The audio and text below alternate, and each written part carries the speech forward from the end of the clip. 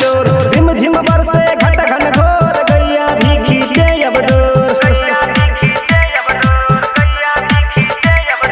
दादुर बोल बपिहा मोर नटवर नट खट माखन चोर रिम झिम बरसे घट घन घोर गैया भी अब खींचे डोर। गोकुल में एक सोर आया मुरली वाला गाना रे, गोकुल में एक सोर आया मुरली वाला गाना रे, दादुर बोल बपिहा मोर नटवर नट खट माखन चोर रिम झिम बरसे घट घन घोर गैया भी अब खींचे डोर। गोकुल में एक सोर आया मुरली वाला गाना रे, गोकुल में एक सोर आया मुरली वाला गाना रे।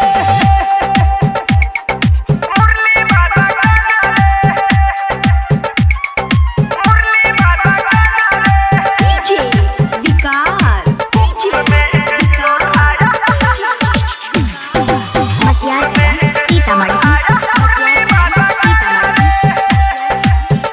कान्हा कान्हा तुम मुरली क्यों बजाते हो, कान्हा कान्हा तुम माखन क्यों चुराते हो, कान्हा।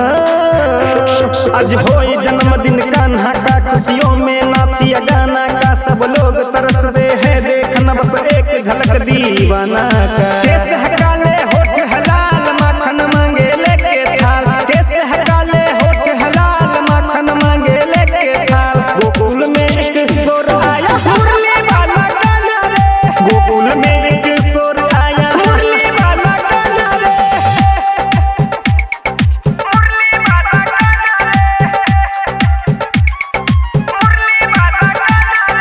डीजे विकास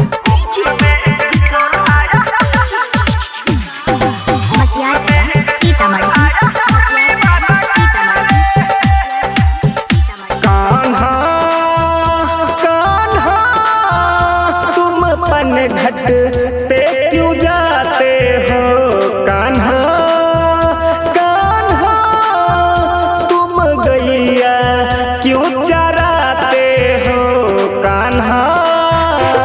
आई है दिन खुशहाली की झूमे धरती हरियाली से, प्रेमी राम कुमार शिवम जी देखन चाहे मुस्कान तेरी। हाथी घोड़ा पाल की जय हो कन्हैया लाल की, हाथी घोड़ा पाल की जय हो कन्हैया लाल की। गोकुल में एक सोर आया मुरली वाला गाना रे, गोकुल में